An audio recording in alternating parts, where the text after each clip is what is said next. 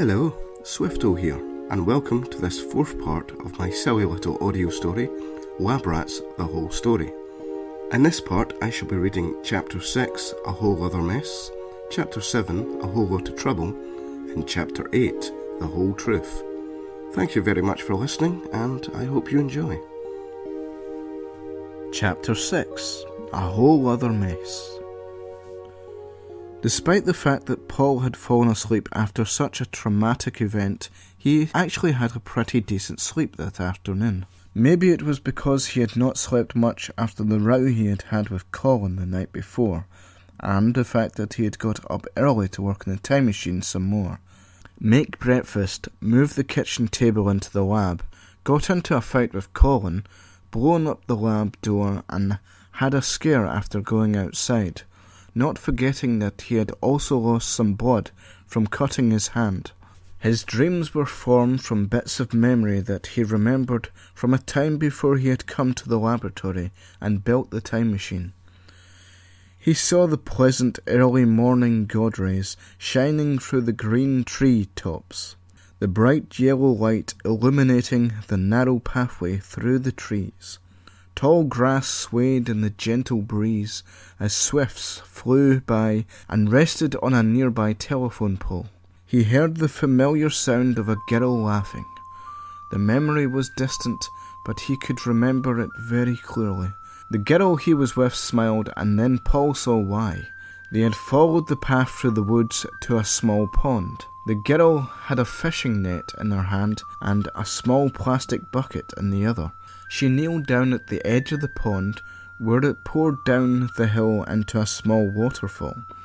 She dipped the net into the water and then pulled it out again. She excitedly beckoned Paul to come over and look. "Come see, I got a eel, look." Paul saw the little eel wriggle about in the net before the girl placed it gently into the bucket.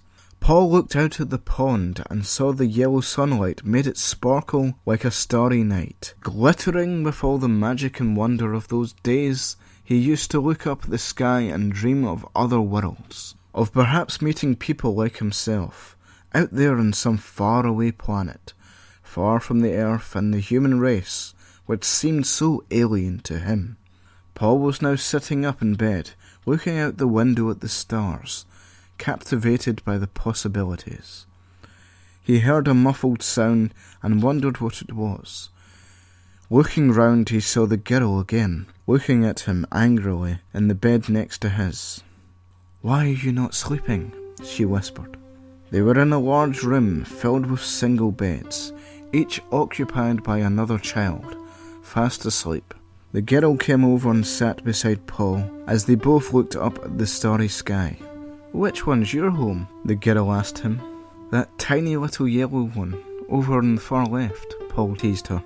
She giggled and Paul looked over at her and smiled. Then Paul heard a strange beeping sound and quickly looked up again at the sky. He saw a bright red light in the sky. It scared him, so he called out to the girl. "Help! They're going to get me!" he shouted. "You deserve it," replied the girl. "It's your fault." "What?" "It's your fault, Paul," the girl yelled at him. "Your fault!" Paul looked at the red light. It bleeped at him again.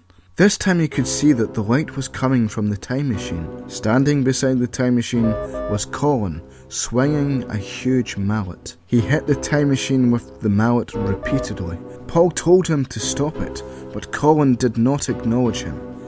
The red light on the time machine continued to bleep louder and more alarmingly. It felt like Colin was hurting the time machine with every whack of the mallet, and the bleeps were the machine's screams of agony. "I said stop!" he cried. Paul grabbed Colin and tried to punch him, but Colin had morphed into a strange ghostly white being with glowing green eyes, horns and large fangs. This startled Paul and he froze on the spot. The ghostly creature laughed as it lifted up the mallet and swung it at Paul's head. It was at this moment that Paul opened his eyes and realized that he had been dreaming. He had a bit of a headache, as though the mallet hitting his head was for real. However, he soon recovered some of his senses and looked around his room. Confused for a moment as to why he could still hear the time machine calling out to him, he raised his head to hear it more clearly. Paul got up like a shot when he realised what he was hearing. The signal! He got out of his bed and darted out of the room to the laboratory. Just as he entered the lab, the cream-coloured computer in the corner suddenly stopped beeping. No, Paul looked over to the other side of the lab and saw Colin standing in the hole to the hallway. You came back, Paul said more as a statement rather than a question. Hey, sorry I heard the beeping, but I didn't know what to do. It's fine. I guess I shouldn't have fallen asleep. Oh, I didn't realise you were asleep. I hope we didn't make too much noise. What happened to the door? I decided to do a bit of redecorating. Oh, so have you made any progress with the time machine then? Actually, I was having such a blast with the redecorating, I haven't really had the time. Colin looked around at the broken charred hole he was standing in, where the door used to be. Yeah, so I see. Listen, man, I just wanted to say I'm really sorry about earlier. Well, Paul was about to forgive Colin when he heard laughter coming from the recreation room. What was that? What was what?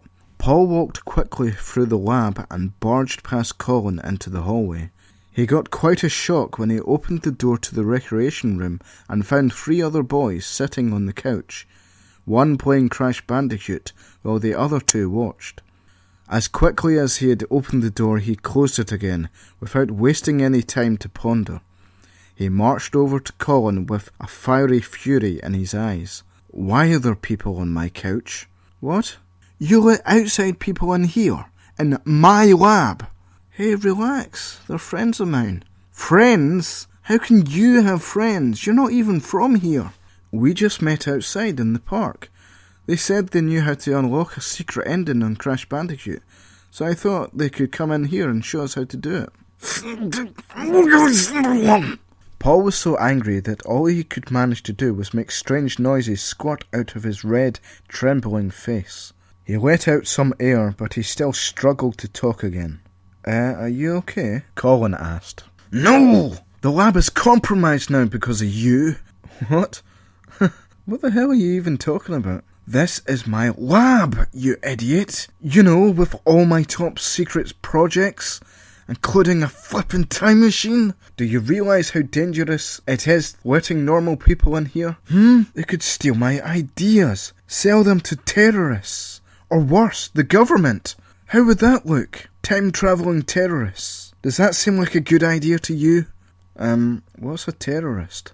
What about me? They would want to take me away and do tests on me. They might open up my head and examine my brain. Not forgetting all those horrible germs that humans collect.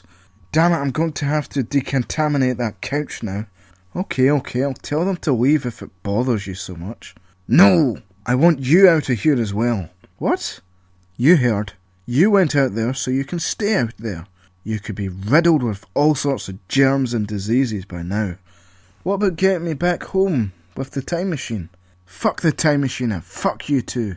What the hell is your problem anyway? What, you scared of people? Shut up. Paul scared of people. Paul scared of people. I'm warning you. Oh, I'm so scared. But not as scared as you are when I tell you that the door's still open. What? Paul swung round to look at the outside door, but to his relief, it was closed. All night I was wondering, what is it that Paul's so scared of outside? It turns out it's nothing. You're scared of nothing. Scaredy cat, scaredy cat. You're scared of nothing. Colin walked off laughing to himself as Paul tried desperately to control his rage, clenching his fists and forcing the blood to his head to the point where it almost felt like he was choking himself. He tried to think of pleasant things, like going fishing for eels in the woods, but he heard the muffled sounds of Colin talking to his friends, and one of them laughing. In his paranoid head, he imagined that Colin had just made a joke at his expense, and suddenly the memories of being at the pond in the woods were replaced by memories of the other kids who once bullied Paul so much that he ran away. It was the tipping point. Paul couldn't hold his rage in any longer. He marched over to the rec room door and kicked it open. "I want all of you fuckwits out of here, now!" Paul was rather shocked. Not only was he shocked at his bravery for going up to these strangers and shouting at them, but he was also shocked at the response, or rather, the lack of response. Did you hear me? Do you hear me? He was already losing his confidence slightly, and his voice squeaked when he said me. Again his shouting was greeted by silence. "Hello?" Yeah, replied Colin lazily. Frustrated at the lack of response, Paul then began to slam the door repeatedly, an action which he rather regretted as the sound was closest to him and it burst his eardrums. But his door slamming had accomplished something more than just bursting his eardrums. Colin rose from his seat and stormed over to Paul at the door. Despite the fight they had had earlier this morning, Colin had stayed relatively calm, at least in comparison to Paul. However, for the first time, Paul saw that Colin was well and truly angry. Colin wasn't exactly overweight, but he was quite significantly larger than Paul. So much so that when Paul saw the angry mass of human flesh that was rapidly approaching him, he suddenly did not feel quite as brave as he had done when he was slamming the door. Before he had time to think of a place to run, he felt the full force of Colin barging forcibly into his stomach. It was extremely painful, and he felt like he was gasping for air. Also, strangely, it made him feel a little hungry, as though he had had a hole in his stomach that needed filling with food. He collapsed to the ground, and Colin pushed him against the wall. With what felt like all his strength, he pulled himself up off the ground, but as soon as he had done that, he felt his jaw go numb for a few seconds before feeling came back to it with vengeance. Colin had just punched him rather hard in the mouth. For a while Paul thought that his jaw was broken, but it later turned out he was over-exaggerating his own pain. Before Colin could inflict any more damage, Paul grabbed hold of his neck and swung him round with all his weak might. He pushed Colin backwards, and more from surprise rather than strength, Colin tumbled through the hole, down the small steps into the laboratory, and crashed against the overturned kitchen table. Colin stumbled to his feet and grabbed one of the kitchen chairs, swinging it threateningly at Paul, who was now standing at the top of the steps, with his arms out like he was ready to catch the chair should Colin throw it at him. He tried his best to ignore the intense pain that it would inflict on his already bandaged wrist should he try and catch hold of the chair. "Stay back," Colin warned with a swing of the chair. "Get the fuck out my lab. You need to calm down. I'll calm down when you put the chair down. I'll put the chair down when you calm down. I'll calm down when you..." Paul could hardly speak properly from exhaustion. "I'll put the chair down when you..." Colin was similarly exhausted. They both stopped threatening each other for a moment to catch their breath.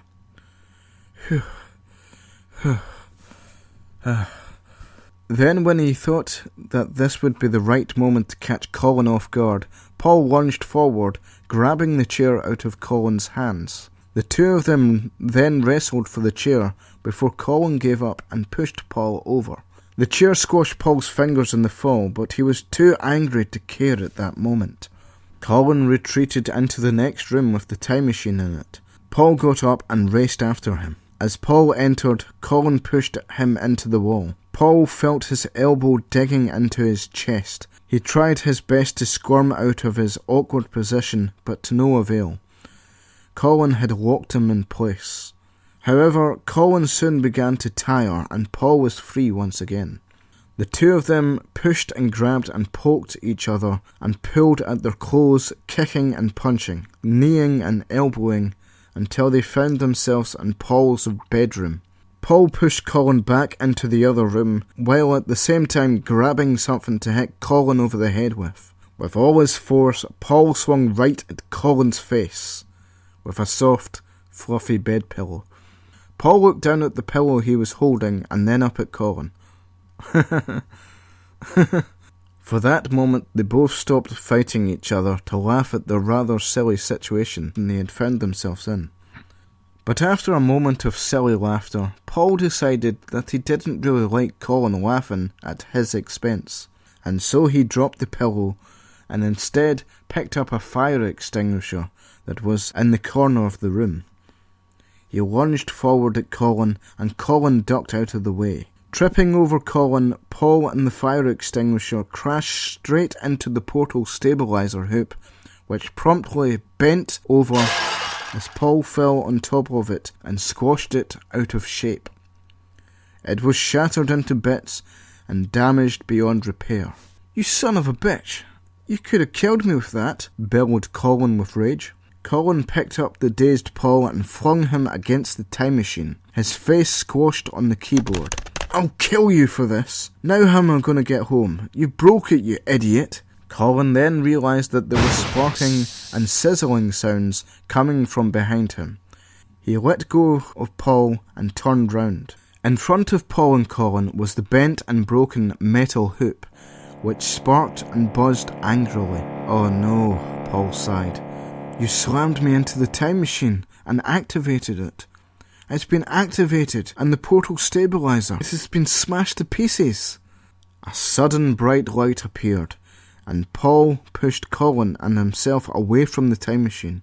Just in time they banged into the other side of the room as the portal opened up under the time machine. "Oh, crap. This isn't good," Paul stated the obvious. What? What is it?" "You've done this, you fool. When you had my face against the keyboard, you must have accidentally opened up the portal." "A portal? A portal to where?" "Who knows? And without the portal stabilizer to support it, I have no idea how to close it." Colin turned round to see the look of horror on Paul's face, or how to stop it from expanding. Chapter 7. A Whole Lot of Trouble. The two young boys watched in horror as the portal under the time machine began to slowly grow larger. The roof supporting the massive wires and supports connecting to the time machine creaked and moaned under the weight of the machine pulling down into the portal below. "There must be something we can do," Colin reasoned. "I've no idea. I can't even reach the machine from here to even try turning it off.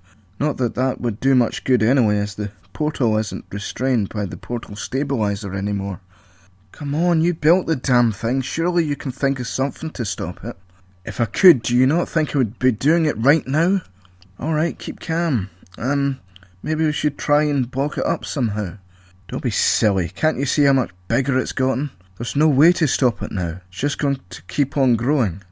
"And I thought you were some sort of genius." "What?" "I bet a real genius would be able to think of a way to fix this.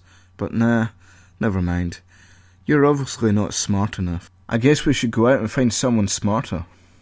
"Is that so? Well, maybe this will do something." Paul picked up the dining chair that Colin had previously attacked him with and threw it at the machine in a fairly futile attempt to make it do something. Big bright sparks zapped out of the loose electronics of the time machine, and the chair tumbled down into the portal below, taking the time machine's keyboard with it. "Yeah, well done, genius. You've just made things worse." "Well, at least I'm trying to do something instead of just being a bitchy little baby." "Well, maybe I can do something too." Colin picked up the fire extinguisher and threw it at the hole out of spite. The extinguisher disappeared into the portal without so much as a thud. "Well, that was helpful. Sure glad you got rid of my only fire extinguisher." Paul, I think maybe we should head into the lab now. The portal looks like it's getting bigger, and there's not much room left here." "Yes, it's not safe in here. Look at the roof. It could collapse at any moment now." "Maybe we can think up a plan through in the lab." Almost half an hour passed with Paul and Colin unable to think of a plan to stop the hole from growing larger. With every passing second, Paul and Colin were aware of the hole growing slowly but surely towards them. Peering through the glass of the door, they could see the hole devouring the room which the time machine had previously occupied. Colin sat in the ratty old armchair with his head resting on his right hand. He could feel his heartbeat racing through his hand as he stared blankly into space, hoping for inspiration. Paul came through from the kitchen holding 2 mugs of hot tea. "I hope you don't take milk in your tea. The milk's off, sorry." "What? Oh, sorry, I was busy thinking." Paul handed Colin a mug of tea and pulled one of the dining chairs that had not been used as a weapon earlier that evening over beside the old armchair. We have to think of something soon. I can see the hole slowly growing through the wall into the kitchen now." "Thanks," Colin said quietly as he took a sip of tea before spitting it out again. Ugh. "What, you don't like tea?" "Apparently not." "Isn't it funny? We're finally just starting to get to know each other, just as we might all be about to die." "Yeah, that's hilarious." "So has anything come back to you yet? You know, past memories, stuff like that?" "No, not really. Bits and pieces of things that seem familiar, but nothing really solid." "I'm sorry to hear that. I only wish we hadn't gotten into a fight and had managed to fix the time machine and got you back home. It's all my fault. I've screwed up things again. Like always." Paul's eyes watered up. He tried to cover his face and wipe away the tears by pretending he was scratching his nose, but Colin could see that he was upset. It wasn't your fault. I shouldn't have got so angry and hit you so hard. Or lock me in. Or lock you in. Or not leaving with your friends." Colin was starting to get annoyed with this game that Paul was playing, but he held back his annoyance and played along with him. "Or not leaving with my friends," he sighed. "Hey, speaking of which..." Colin got up and walked out into the hallway. Paul wiped his red eyes and got up after him. Both Paul and Colin looked in the doorway to the rec room and found the 3 other boys sitting on the couch, still playing Crash Bandicoot as though nothing had happened. Colin was the first to speak. You guys, you need to get out of here." "1 minute, dude. Jake's just defeated Pinstripe." "Yeah, this is kinda serious though." There was no reply. "There's this large hole thingy that's growing bigger and eating up the building as we speak. If you don't get out now, it could kill you." "Awesome, dude. Just a few more minutes. He's nearly got him." "Well, I tried," Colin sighed. The boy in the far right of the couch turned round and spoke to Paul and Colin. Do you guys have any nachos or anything? We'd really like some snacks." I'll see what I can do. Would you guys like anything else? Drinks? More cushions? How about we dance for you too, Paul said rather sarcastically as he slammed the door behind him. "Colin, could you please talk to them and try and persuade them that if they don't leave now, they will die?" "Well, I'll try. In the meantime, I've got to come up with an idea to stop this thing getting any larger, or at least slowing down its rate of expansion. If I can just reverse the polarity of the particle destabilizer and reconfigure the proton ionizer to generate a neutral gigatron matrix, then I think it should work." Nope, none of that made even the slightest bit of sense. "What? It's very simple. All I need to do is reconfigure the proton ionizer and create an ion phase molecular stasis field." "Now I know you're just making shit up." Whatever. I'm just going to stop the big hole thingy from getting any bigger. Understand? Gotcha. I'll have a talk with these guys and you do whatever sci-fi gobbledygook you need to do. Right. With pure determination, Paul began to move his legs rapidly in that odd human way which can only be described as walking. Like a man with a plan, or a boy at least, he walked into his lab with confidence, because he knew what he was going to do, and doing it, he knew he was. Meanwhile, with much less confidence, Colin opened the rec room door and wedged himself down on the couch in between the other boys. "So, I think maybe it's time you guys left." "Hold on, dude, we're nearly at the final boss." "Really?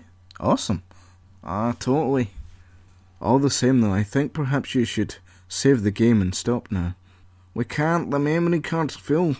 You gotta write down the level codes instead." Just delete something in the memory card and save it already. This is urgent." "Alright, dude. We'll just have to get another bonus level first, then we can save." There came a scream of some kind from outside the room, and Colin raced out into the hallway to see what was going on. Ah! What is it? Did you fix the hole? He asked the speeding blur known as Paul as it raced through the lab into the hallway. Quick, run! It's the hole! It's growing faster now! What?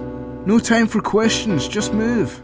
As Paul ran past Colin, Colin could see that the hole was fast approaching, pulling in everything in its path. The kitchen table went along with the ratty old armchair and just about everything else in the lab. The walls seemed to bend downwards and twist into its centre. Colin nearly tripped over Paul as he turned round and headed for the outside door. Paul then produced a small device with wires hanging out of it like spaghetti from his pocket. Damn it, why won't you work? He fiddled about with the device, pointing it at the ever-expanding hole. Colin typed in the code to unlock the door and pulled it open as fast as he could. Haha, yes, got it, shouted Paul. Did you? Have you stopped the hole from growing? No, but I did slow down the rate of its expansion. Oh, great. Now the lab's gone and it's still growing, but hey, at least you slowed it down a little, Colin said, extremely unappreciative of Paul's efforts. Well, it's a start. Did you manage to get the other boys out in time? Colin looked down at his feet. Not quite. You mean... I'm afraid so. Paul tapped Colin's shoulder gently. I'm sorry about your friends. Without the shield bubble to protect them from the inside of the time-space tunnel, it seems unlikely that they would have survived. But at least it was quick. Paul looked down at the ground in sorrow. That's when both Paul and Colin realised that there wasn't much of the hallway left, and it was very rapidly disappearing. The walls were being warped downwards into the hole, and soon the entire building would be consumed by the portal. Come on, Paul, we have to get out of here. What? I can't. I have to I have to fix this thing. Look around, numbnuts. We're about to be crushed by the walls, or sucked into that tunnel of death if we don't get out of here. We can think of another planet as safer location. Colin opened the door as wide as he could. A shiver of fear ran through Paul's body as he looked out at the cold, dark street, dully lit by the orange lamppost at the roadside. Why don't you go and find a safe place? I'll wait here for you. Come on, Paul, are you serious? I'll be okay. Colin was now standing outside, waving to Paul to come out with him. Look, Paul, if you stay in here, you'll die. I can't. It's not safe outside. It's not safe inside. Just go. I don't mind. Paul could feel the floor behind him beginning to bend, being pulled inward into the centre of the hole. Colin reached out his hand to Paul, but Paul would not move. Come on. If you don't overcome your fear now, you never will. Do you really want to die like this? Like a coward? Paul felt a little angry about this, but he knew that Colin was only trying to help. He clenched his fists and frowned. Angrily, he replied, No. He reached out and grabbed Colin's hand. Colin pulled him through the doorway with all the force he could muster, and the two boys collapsed on the pavement outside. They both felt relieved to be outside and away from the expanding hole. It was late in the day now, and everything was dark and quiet outside. The cold air was a sudden shock to their system, and they struggled to get back on their feet. Paul shivered on the spot, too scared to move. He watched as Colin closed the lab door. Well, said a voice from behind. The boys staggered back, frightened, and looked at the stranger. They saw a tall, dark-skinned man with kind-looking eyes smiling at them. The man looked like he was in his late 40s or early 50s, and he had a small, neat beard decorating his wide, grinning face. It's nice to finally meet you, young friend, and I see you have another little friend with you too. Who are you? Paul asked quietly. You don't recognise me? The name's John, as in John's Corner Shop. You really think I didn't notice you creeping into my shop and stealing my stock? I've been looking out for you, you know. Making sure you don't get into too much trouble, making sure you get enough to eat. I figured whatever reason you had for hiding in that abandoned building there, you'd probably run away from some place for a good reason. Don't worry, I won't tell. I grew up rough myself when I was your age. I figured it was best just to let you hide until you felt like coming to me for help. So, did you run away from some orphanage, or are you hiding from someone? Paul and Colin were still too shocked to reply. Well, I've been looking out for you for far too long now. I really should have done something a lot sooner. But now that you've got a friend with you, I'm sorry. This is getting way out of hand now. I have to tell someone about you two. What are you going to do? Come with me, you'll be safe. I'll take you to Jim's cafe. It's just around the corner. I'll buy you something to eat and we can sort things out from there. Paul and Colin were still in shock from all that had happened and didn't feel much like arguing with the man, so they reluctantly followed John around the corner to Jim's cafe. Pulling the door open, John gestured Paul and Colin to sit down at the table by the window. They both sat on either side of the table as John walked up to the counter to find Jim. They were just glad to be out of the cold and the dark. Hey Jim, you there? Jim came out from around the back. Jim was quite a tall, thin man with short combed back black hair. His apron had a few greasy stains, but overall he was quite a tidy-looking person, who had deep, nervous-looking eyes. Oh, hey John. Sorry, I'm just about to close up for the night. Come on, you can stay open for a little bit longer, just for me. And those two boys over there. Jim looked over at the table suspiciously. Yeah? And who are they exactly? John leaned over the counter and whispered. That's the boy I've been telling you about. You know, the one who's been hiding in that abandoned building across the road. Really? You finally caught him then, did you? He better not try stealing anything from here. Don't worry. Why don't you just go over and give them something to drink? I have to use your phone to call the police and let them know. Yeah, sure.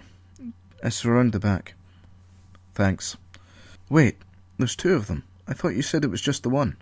Don't know where the other one sprang up from, but I would guess he's an orphan too. That one with the bright blonde hair and pale skin. I believe his name's Paul.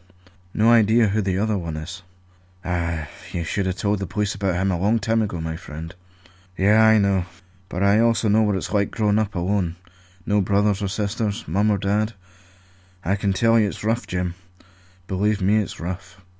Jim patted John sympathetically in the back as he moved off the counter to go and call the police.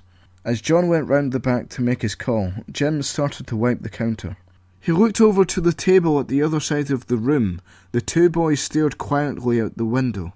Jim sighed, shaking his head, as he reached for a couple of small glasses and poured Pepsi into them from a large machine with taps on it. I hope he's not expecting these for free, Jim worried to himself. Chapter 8. The Whole Truth. A tired but relieved Paul and Colin sat by the window of Jim's cafe. Jim was somewhat reluctant to give them anything for fear of losing money, no matter how small the loss. Every penny was a prisoner to Jim. He got 2 clean glasses and poured plenty of ice into them so that he would lose less juice if it turned out that they couldn't pay up. He placed the 2 glasses of very icy Pepsi on the table, but the pair barely acknowledged his presence. Colin stared blankly out the window at the street corner, as if he was expecting the hole to swallow it up at any minute. Jim stood awkwardly for a moment, hoping that one of them would be kind enough to remember that he was trying to run a business. Neither seemed to notice him, and he spun round to head back to his cleaning duties with a stabbing pain in his wallet. Paul fumbled blindly with his finger, probing a small hole in the tabletop that he assumed must have been a cigarette burn. After growing tired of picking at the hole, Paul sat up and watched the bubbles floating up from the bottom of his glass and pop at the surface. Finally, the long silence was broken. Colin let out a sigh. He was tired of looking out the window, and so he slumped down on his chair facing Paul. There's got to be something we can do. Paul did not answer, instead preferring to go back to picking at the hole in the table whilst watching his drink slowly lose its fizz. He lay his head on his side over his right arm and watched his drink sideways, hoping that he would wake up from this awful nightmare. Feels strange to be outside the lab, he said finally. You don't get out much, eh? No, Paul sighed. Not when there's people about like this, no. Why not? Why were you so scared to come out here? So far, nobody's tried to kill us. It's a long story. Well, why don't you just tell me? I can't. Paul wanted desperately to change the subject. We haven't got much time to think of a plan to close down the portal. Soon it will have started to eat up the surrounding streets, and we'll be in big trouble. Colin thought for a moment as he went over the ideas he could think of for closing down the hole. It didn't take very long. What about your dad? Maybe he could find a way to stop it. Paul closed his eyes as if he was struggling to think, but really he was trying not to start crying. He can't help us. Why not? Replied Colin. You did say he was a scientist, and he's older and smarter. Surely he'll find a way to stop it when he comes back. He's not coming back. What? He's not coming back, Paul mumbled quietly. Paul took a deep breath before continuing to pick at the hole, with his head lying on the table, looking sideways blankly into space. If you really must know, truth be told, I've never actually met my dad. What? But you said... I lied, okay? But what about the lab and the smart array and all that stuff? It's hard to explain. So, is he, dead, do you mean? Yes, at least I think so. What do you mean, you think so? I told you it's hard to explain.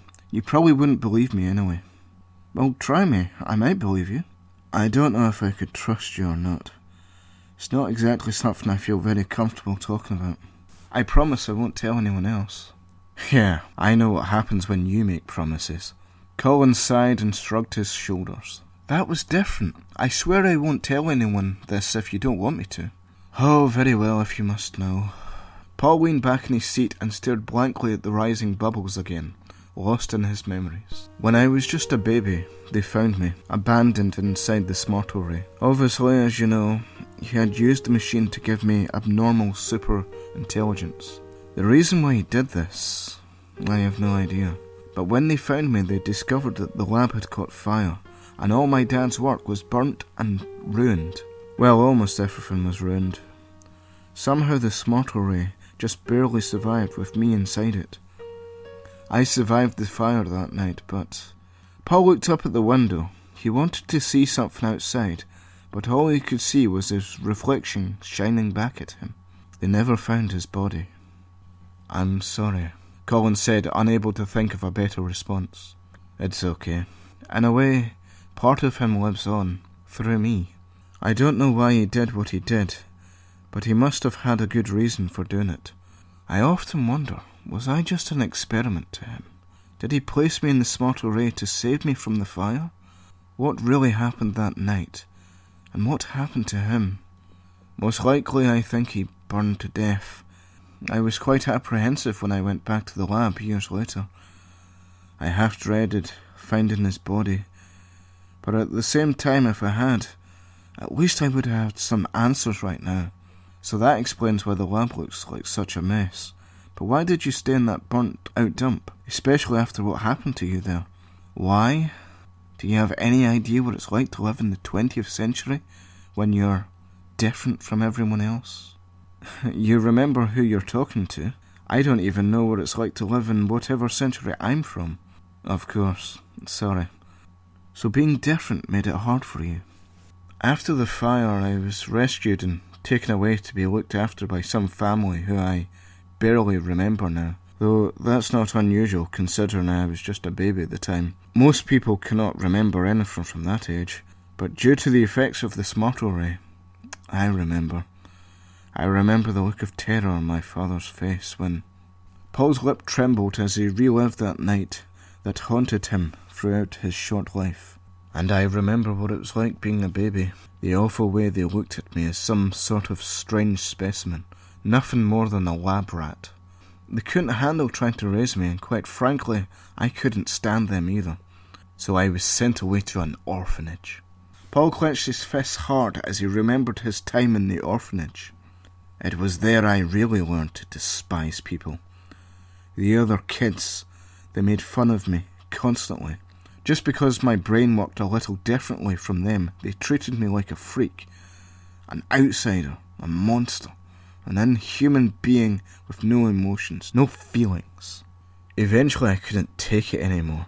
They treated me like some kind of alien. I knew I was better than them. I knew I had the power to do things they couldn't even begin to grasp, even if they devoted their entire lives to it. They treated me like I wasn't one of them, and you know, they were right. I wasn't. Paul briefly glanced over at Colin to make sure he was still listening.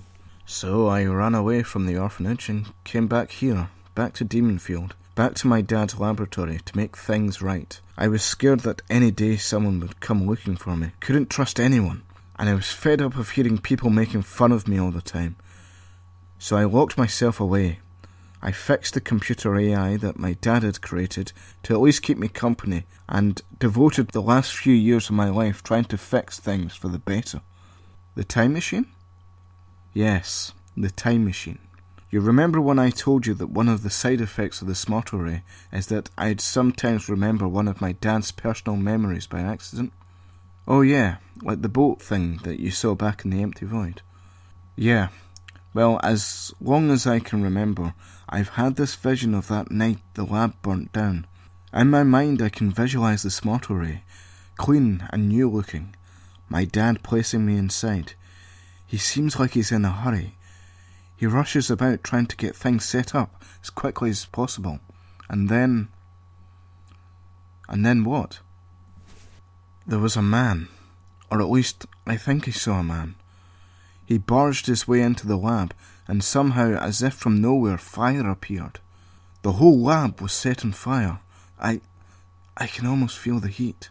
And Paul stopped himself for a moment before the memory drove him to tears. That is why I built the time machine. They say it was an accident, an experiment gone wrong. But I just can't shake this feeling that there was something else going on. That my dad may have been murdered. I can't help but feel that it had something to do with me. Colin felt that he should say something comforting, but he was speechless. If I could only go back and save him, or at the very least find out what happened, and why he did what he did.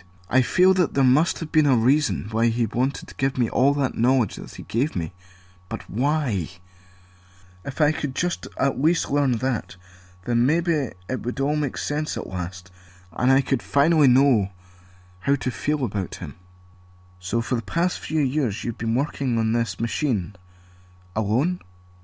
Yes. What about your mother? I don't know.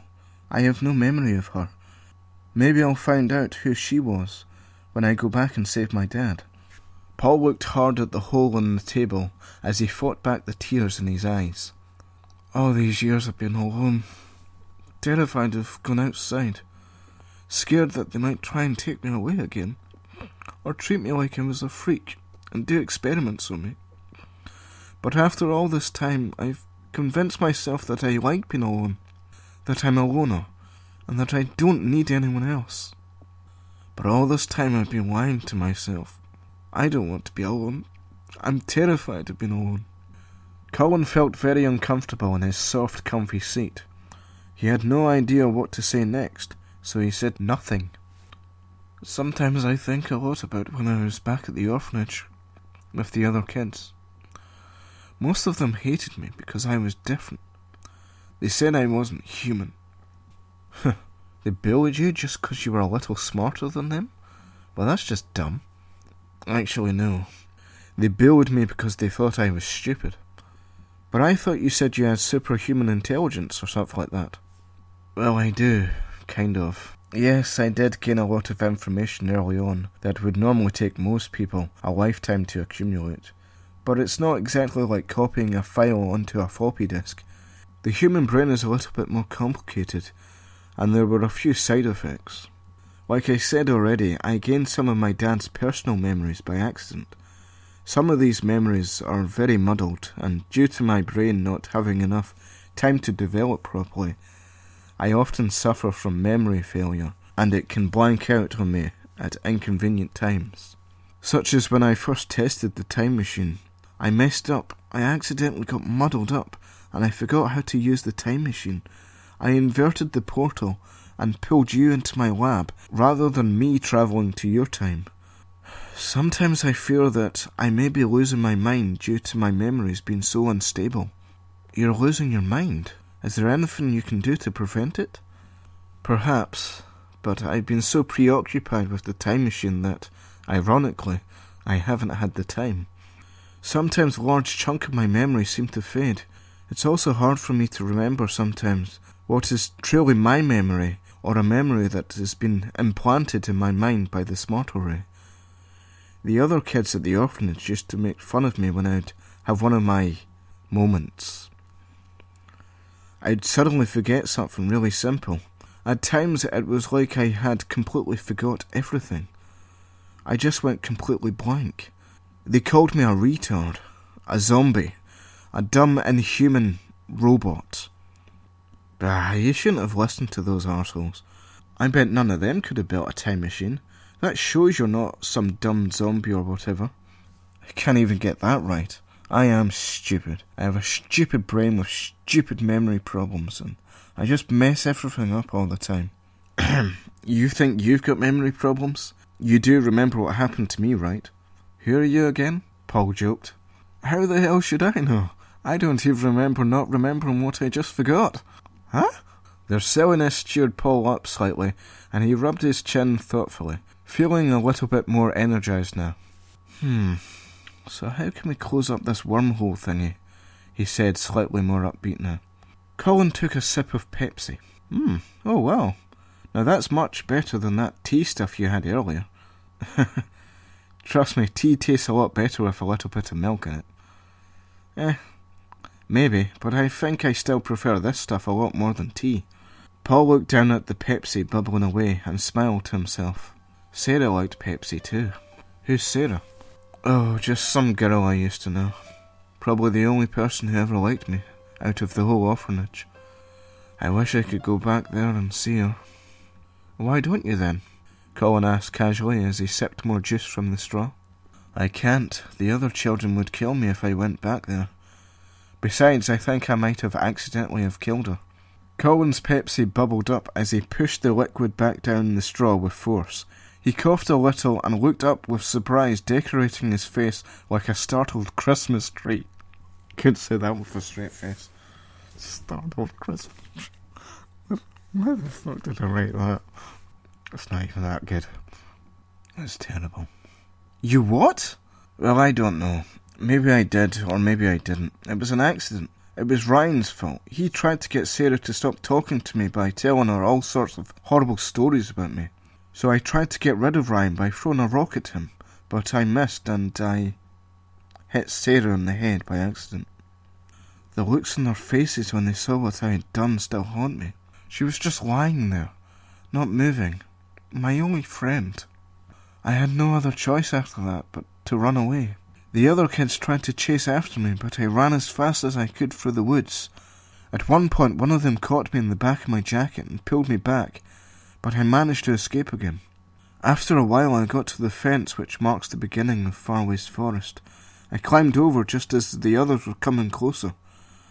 They never went over the fence after me, probably too scared. Scared of what? Of Far West Forest, of course. Or the Forbidden Forest as it's also known in the old traditions. You remember I showed you on that map I made back in the Empty Void. It's a large, deep wooded area just north of Demonfield. It's said to be full of ghosts and demons and all sorts of horrible things. Even man-eating trees that move about at night hunting down anyone who dares venture inside the forest. And you just climbed over the fence? On your own? Knowing about all that creepy stuff? As I was running away, I heard one of the boys shouting at me, saying that I was back where I belonged with all the other freaks of the forest. I'm not sure I would have gone into some forbidden forest full of ghosts and demons and man-eating trees. Something tells me that you saw something in there that frightened you. A glowing, green-eyed monster, perhaps? How do you know about that? Of course. You saw it, didn't you? Back in the void. You saw one of my memories from that night. What was it? Paul paused for a moment as though he was too embarrassed to talk about it. He darted his eyes up at Colin before looking straight back down again at his drink. I still wonder about Sarah. I hope she's okay. I hope I didn't, you know. It's best not to beat yourself up about things like that. I'm fairly sure you probably didn't kill her. I mean, it was just a rock, right? That wouldn't kill her, I don't think. I hope you're right. As they both sat and pondered the fate of Paul's old orphan friend, Paul stared into the glass in front of him, watching the popping bubbles in an almost trance-like state. Then something began to stir in Paul's head. He looked back and forth between the hole in the table and then at the glass of bubbling Pepsi. "Wait a second," he said as it all began to make sense to him. "What is it?" "The hole! Of course! Why didn't I think of that before?" "What? What didn't you think of before?" Paul looked over at the other side of the room where Jim was busy mopping the floor. "Just wait a second. I'll explain it all back at the lab." "Back at the lab? But the lab's gone, remember? Are you having one of your memory failures?" No, trust me, I think I know what's going on. And if I'm right, we may still have a chance." Jim had just finished mopping behind the counter and was wandering into the gents when Paul suddenly hopped out of his seat. "Come on, follow me." "What is it? What's going on?" Before Colin could get an answer, Paul was already rushing out the door. Colin leaped out of his seat and followed after him. Moments later, John came back round to find the cafe completely empty. "Oh, damn it, Jim! Jim, where are you?" Jim rushed out of the toilet, struggling to get his trousers back up. What is it? Where are the boys I came in with?" "What? Oh, well, they were right there a moment ago. I was keeping an eye on them." "Uh-huh. And did you see them leave from the toilet by any chance?" No. They've probably gone back to that abandoned building round the corner. I'd better inform the police and get them to go after them." "I'm sorry, John." Jim thought for a moment as he tightened his belt. "You're paying for their drinks, John, right?" "Hello?" John was already round the back phoning the police, and Jim received no answer from him. Jim frowned and went back to cleaning the tables. He thought about the rough day he had been having today. When he had woken up this morning, he'd burnt his toast and scrambled his fried egg. He had had an argument with one of his customers about the amount of change they owed in the afternoon, and a small child had thrown chocolate pudding over him in the evening. And then later that night he had had to break up a fight that two rather large customers had started, in which he had got a nasty whack in the ribs. And now, to top it all off, he had let his guard down and let two children run away without paying for their drinks. This day just couldn't get any worse, thought Jim. Just then Jim's trousers fell down again, and a group of teenagers walked past the window, pointing and laughing. "Damn this stupid belt, never works." He quickly picked up his trousers and hurried off toilet to redo his belt. He cursed himself for buying the cheapest rubbish belt that he could get and barged into the toilet in a huff. "At least I'll get some free drinks at this Millennium Party tonight," he thought smugly to himself. At that moment his belt failed again and his trousers hit the toilet floor, just as John came in and saw his skinny legs now in show. "You ever have one of those days, John?" he asked in a defeated breath. That has been the part 4 of Lab Rats, the whole story. Thank you very much for listening, and I hope you come back for part 5, where I shall be, would you believe it, continuing on with this story. Thank you very much for listening, and adios.